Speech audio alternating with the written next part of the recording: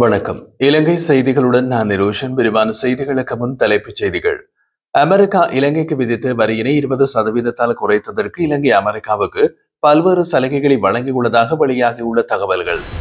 செப்டம்பரில் நடைபெறவுள்ள ஐநா மனித உரிமைகள் பேரவையின் மீளாய்வு கூட்டத்தொடரில் இலங்கைக்கு எதிரான புதிய தீர்மானம் ஒன்றை முன்வைக்க தீர்மானம். பொதுஜன பெரமுனவின் முன்னாள் நாடாளுமன்ற உறுப்பினர்கள் மற்றும் அமைச்சர்கள் குழுவினர் கட்சியின் தேசிய அமைப்பாளர் நாமல் ராஜபக்சவுடன் விரைவில் முக்கிய கலந்துரையாடல். முன்னாள் ஜனாதிபதிகளின் சலுகைகளை நீக்கும் நடவடிக்கை எடுத்தது மகிழ்ச்சி அளிக்கிறது என்று முன்னாள் நாடாளுமன்ற உறுப்பினர் எஸ்.பி. திசாநாயக்க தெரிவிப்பு. இனி விரிவான செய்திகள். அமெரிக்கா இலங்கை பொருட்களுக்கு விதிக்கப்பட்ட பரஸ்பர வரியை 20% குறைத்ததற்கு பதிலாக இலங்கை அமெரிக்காவுக்கு பல்வேறு சலுகைகளை வழங்கியுள்ளதாக தகவல்கள் தெரிவிக்கின்றன. இவை அமெரிக்காவின் தொழில்துறை மற்றும் விவசாய பொருட்களுக்கு பொருந்தும் வகையில் அமைந்துள்ளது. குறிப்பாக இலங்கையிலிருந்து இறக்குமதி செய்யப்படும் 1161 தொழில்துறை மற்றும் 42 விவசாய பொருட்களுக்கு அமெரிக்கா அதிக அளவான சலுகைகளை வழங்கியுள்ளது. இந்த சலுகைகள் மூலம் இலங்கையின் வர்த்தக பற்றாக்குறை குறைப்பதையே அமெரிக்கா நோக்கமாக கொண்டுள்ளதாகவும் கூறப்படுகிறது. இதனிடையே இலங்கை அமெரிக்காவிடமிருந்து $500 மில்லியன் மதிப்பிலான கச்சா எண்ணெய் மற்றும் $300 மில்லியன் மதிப்பிலான எரிவாயு கொள்வனவு செய்ய உறுதியளித்துள்ளதாகவும் ஆங்கில ஊடக தகவல்கள் தெரிவிக்கின்றன. மேலும் பங்களாதேஷ், கம்போடியா, இந்தோனேஷியா, பாகிஸ்தான் மற்றும் வியட்நாம் போன்ற நாடுகளுடன் செய்த வர்த்தக ஒப்பந்தங்களை போன்று இலங்கை பொருட்கள் மீதான அனைத்து அமெரிக்க வரிகளையும் நீக்க அமெரிக்கா தொடர்ந்தும் அழுத்தம் கொடுத்து வரும் நிலைமை காணப்படுகிறது. செப்டம்பரில் நடைபெறவுள்ள ஐநா மனித உரிமைகள் பேரவையின் மீளாய்வு கூட்டத்தொடரில் இலங்கைக்கு எதிரான புதிய தீர்மானம் ஒன்றை பிரித்தானியா, கனடா, வடக்கு மெசடோனியா, மலாவி மற்றும் மொன்டினேக்ரோ உள்ளிட்ட நாடுகள் முன்வைக்க உள்ளன. இந்த தீர்மானம் கடந்த 46 மற்றும் 51 தீர்மானங்களை தொடர்ந்து இலங்கையின் பொறுப்பு குரல் செயல் திட்டம் போன்ற திட்டங்களை முன்னெடுத்துச் செல்வதையே முக்கிய நோக்கமாக கொண்டுள்ளது. இதன் மூலமாக மனித உரிமைகள் மீறல்களை ஆவணப்படுத்துவது, பாதிக்கப்பட்டவர்களுக்கு நீதி சொல்வது மற்றும் எதிர்கால மீறல்களை தடுப்பது குறிக்கோளாகவும் உள்ளது. இந்த சூழ்நிலையில் அரசாங்கம் பன்னாட்டு ராஜதந்திரிகளை சந்தித்து தேவையான விளக்கங்களை வழங்கும் நோக்கில் வெளிவிவகார அமைச்சர் விஜிதஹேர தலைமையிலான விசேட குழு ஒன்றை ஜெனீவாவுக்கு அனுப்ப தீர்மானித்துள்ளது. அதே நேரத்தில் ஐநா மனித உரிமைகள் ஆணையாளர் வோல்கர் டர்க் இலங்கைக்கு நேரில் வந்து பார்வையிட்டு வழங்கிய உத்தரவாதத்தின் அடிப்படையில் எதிர்வரும் கூட்டத்தொடர் இலங்கைக்கு சாதகமாக அமையும் என்றும் அரசு நம்பிக்கை வெளியிட்டுள்ளது. சுகாதார அமைச்சின் மருத்துவ சேவை பிரிவு மேற்கொண்ட நடவடிக்கைகள் காரணமாக நாட்டின் 23,000க்கும் அதிகமான மருத்துவர்களின் இடமாற்றங்கள் தொடர்பாக பல்வேறு தீவிரமான பிரச்சனைகள் உருவாகியுள்ளதாக குற்றச்சாட்டுகள் எழுந்துள்ளன. இந்த குற்றச்சாட்டினை இலங்கை அரசு மருத்துவ அதிகாரிகளின் சங்கம் முன்வைத்துள்ளது. சங்கத்தின் ஊடக பேச்சாளராக செயல்படும் வைத்தியர் சமில் விஜயசிங்க கூறுகையில், வருடாந்திர இடமாற்றங்கள் சீரமைக்கப்படும் முறையின் கணிசமான குறைபாடுகள் காணப்படுவதாகவும் இது சுகாதார அமைப்பை அச்சுறுத்தும் வகையில் கொண்டு சென்று விட்டதாகவும் தெரிவித்திருந்தார். இடமாற்றங்கள் தொடர்பான நடைமுறைகள் தெளிவாக விதிமுறைகளில் குறிப்பிடப்பட்டுள்ள போதும் மருத்துவ சேவை பிரிவு அவற்றை பின்பற்றாது தன்னிச்சையாக செயல்பட்டதாலேயே இத்தகைய குழப்பங்கள் ஏற்பட்டுள்ளதாக அவர் குற்றம் சுமத்தியுள்ளார்.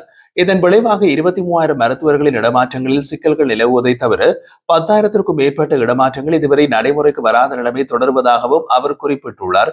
மேலும் நாட்டில் உள்ள மருத்துவர்களில் சுமார் 50% பேர் தங்களுக்கு ஒதுக்கப்பட்ட வைத்தியசாலைகள் இல்லாமல் வேறு பகுதிகளில் பணியாற்றி வருவது மிகுந்த அக்கறைக்குரிய நிலையாக உள்ளதாகவும் வைத்தியர் சமில் விஜயசிங்க குறிப்பிட்டுள்ளார். ஸ்ரீலங்கா பொதுஜன பெரமுனவின் முன்னாள் நாடாளுமன்ற உறுப்பினர்கள் மற்றும் அமைச்சர்கள் குழுவினர் கட்சியின் தேசிய அமைப்பாளர் மற்றும் நாடாளுமன்ற உறுப்பினர் நாமல் ராஜபக்சவுடன் விரைவில் முக்கிய கலந்துரையாடலில் ஈடுபட உள்ளதாக தகவல்கள் வெளியாகியுள்ளது.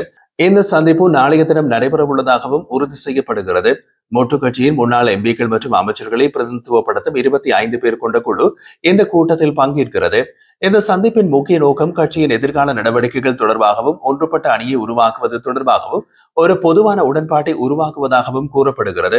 இதனைத் தொடர்ந்து கட்சியுடன் இணைந்திருக்கும் இடதுசாரி அரசியல் கட்சிகள் மற்றும் குழுக்களை ஒருங்கிணைப்பதன் மூலம் பிற எதிர்க்கட்சிகள் மற்றும் அரசியல் கட்சிகளையும் ஒன்றிணைத்து ஒரு பரந்த இடதுசாரி சக்தியை உருவாக்கும் முயற்சி ஆரம்பிக்கப்படும் என்றும் கட்சி தரப்பினர் தெரிவிக்கின்றனர். யாழ்ப்பாணத்திற்கு விஜயம் செய்துள்ள பிரதமர் ஹரணி அமரசூரிய நல்லூர் முருகன் ஆலயத்தில் வழிபாடுகளில் ஈடுபட்டதாக தெரிவிக்கப்படுகிறது. நல்லூர் முருகன் ஆலயத்தின் வருடாந்த மகோற்சவம் நடைபெற்று வரும் நிலையில் இன்று காலை பிரதமர் வழிபாடுகளில் ஈடுபட்டிருந்த போது பலத்த பாதுகாப்பு ஏற்பாடு வழங்கப்பட்டிருந்தது.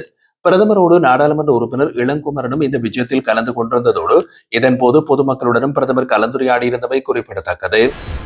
ஐநா மனித உரிமைகள் பேரவைக்கு அனுப்பப்படும் என்று கூறப்படும் கடிதத்தில் தமிழ் தேசிய மக்கள் முன்னணியின் ஏற்பாட்டில் தயாரிக்கப்பட்ட ஆவணத்தில் தமிழரசு கட்சி கையொப்பமிடவில்லை என்று அந்த கட்சியின் பொதுச் செயலாளர் எம்.ஏ. சுமந்திரன் குறிப்பிட்டுள்ளார்.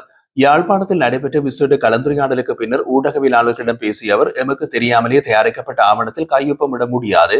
எமது கட்சி தக்க நேரத்தில் சரியான முறையில் தமிழ் மக்களை பிரதிநிதித்துவப்படுத்தும் வகையில் தங்களது நிலைப்பாட்டை வெளிப்படுத்தும் என்றார்.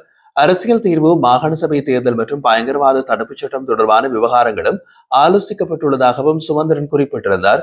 செம்மணி விவகாரம், ஐநா தீர்மானம் மற்றும் சர்வதேச மேற்பார்வையை தொடரும் முயற்சிகளும் பேசப்பட்டதாக பிரித்தானியா உள்ளிட்ட நாடுகள் புதிய தீர்மானம் கொண்டு வருவதற்குரிய பணிகளில் ஈடுபட்டுள்ளது என்றும் அவர் தெரிவித்திருந்தார். விவசாய துறையில் தனியார் நிறுவனங்களின் ஏகபோகத்தை கட்டுப்படுத்த அரசு நடவடிக்கை எடுக்க உள்ளதாக விவசாய அமைச்சர் கே டி லால்காந்த குறிப்பிட்டார். பாசிப்பயிறு சாகுபாட்டை ஊக்குவிக்கும் நோக்கில் தொடங்கப்பட்ட தேசிய திட்டத்தின் ஆரம்ப விழாவில் கலந்து கொண்டு உரையாற்றிய அவர், நாட்டில் டொலர் பற்றாக்குறை நிலவு வரும் நிலையில் அனுர்குமார திசாநாயக்கவே எங்களுக்கு தேவையான டொலர்களை ஏற்பாடு செய்து தந்துள்ளார் என்றும் குறிப்பிட்டிருந்தார். மேலும் நாட்டில் அரிசி அல்லது சோளம் போதுமான அளவில் இல்லையெனில் அவற்றை வெளிநாடுகளில் இருந்து இறக்குமதி செய்ய தவறவில்லை. மக்களை பசியால் வாழவிட முடியாது என்றார். 2028ஆம் ஆண்டின் தொடக்கத்துக்குள் இலங்கையை மீண்டும் நெல்லில் தன்னிறைவு பெற்ற நாடாக மாற்றுவதை உறுதியாக காணலாம் என்றும் அவர் நம்பிக்கையுடன் தெரிவித்திருந்தார். முன்னாள் ஜனாதிபதிகளுக்கான சலுகைகளை நீக்குவதற்கான வர்த்தமானி வெளியிடப்பட்டதை தொடர்ந்து முன்னாள் ஜனாதிபதிகள் ரணில் விக்ரமசிங்க மற்றும் மைத்திரிபால சிறிசேன கொழும்பில் சந்தித்து அந்த யோசனை தொடர்பாக கலந்துரையாடியுள்ளதாக ஒரு ஆங்கில ஊடகம் செய்தி வெளியிட்டுள்ளது. முன்னாள் ஜனாதிபதிகளின் சிறப்புரிமைகளை ரத்து செய்யும் இந்த யோசனை அரசாங்கம் வர்த்தமானியில் வெளியிடப்பட்ட பின்னர் இது தொடர்பான சட்ட ரீதியான எதிரொலியொன்றை பரிசீலிக்கும் வகையில் இருவரும் பேச்சுவார்த்தையில் ஈடுபட்டதாக கூறப்படுகிறது. குறிப்பாக இந்த யோசனைக்கு எதிராக உயர்நீதிமன்றத்தில் வழக்கு தொடர்வதற்கான சாத்தியங்கள் குறித்து விவாதிக்கப்பட்டது என்றும் தெரிவிக்கப்படுகின்றது.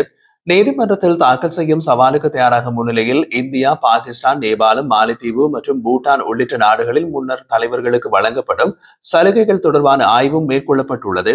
இந்த ஆய்வினை முன்னாள் ஜனாதிபதிகளை பிரதிநிதித்துவப்படுத்தும் சட்ட ஆலோசகர் குழுவை மேற்கொண்டு வருகின்றது.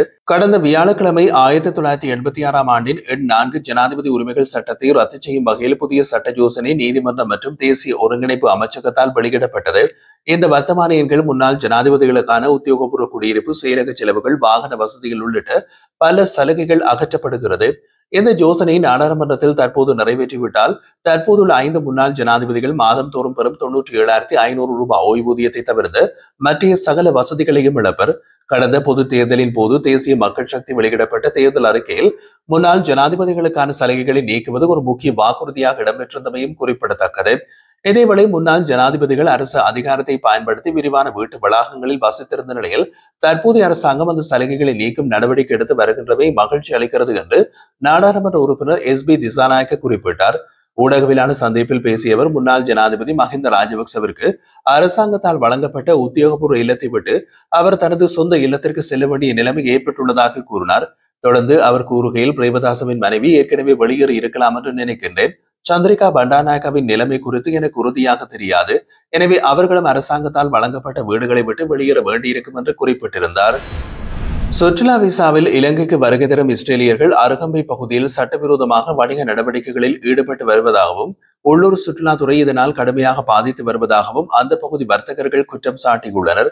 இது தொடர்பாக சுற்றுலா அபிவிருத்தி அதிகார சபை தலைவர் புத்திக ஹேவாமசம் சுற்றுலா விசாவில் வந்து வணிகம் செய்த பல வெளிநாட்டவர்கள் மீது ஏற்கனவே சட்ட நடவடிக்கைகள் எடுக்கப்பட்டுள்ளது என்று தெரிவித்தார். இஸ்ரேலியர் ஒட்டுமொத்தமாக அருகம்பையில் தங்கள் ஆதிக்கத்தை ஏற்படுத்தியுள்ளதாக சமூக ஊடகங்களில் ஒரு சுற்றுலா பயணியும் தனது அனுபவத்தை பகிர்ந்து கொண்டுள்ளார். அதில் அருகம்பைக்கு சென்றிருந்த போது டெல்லவிவில் உள்ளது போல் உணர்ந்தேன் என்றும் அவர் விமர்சித்திருந்தார். அருகம்பை கடலோர சர்ஃபிங் பயணிகளுக்கு பிரபலமான இடமாக இருந்தாலும் தற்போது இஸ்ரேலியர்கள் பெரும்பான்மையாக காணப்படுவதால் அவர்கள் வழங்கும் சுற்றுலா பொருட்கள் மற்றும் சேவைகள் உள்ளூர் வர்த்தகர்களின் வருமானத்தை தாக்கியுள்ளதாக கூறப்படுகிறது. சுற்றுலா விசா விதிகளை மீறி மேற்கொள்ளப்படும் இந்த வகை வணிக நடவடிக்கைகள் எதிர்காலத்தில் கடுமையாக கட்டுப்படுத்தப்படும் என்று அதிகாரிகள் தெரிவித்துள்ளனர்.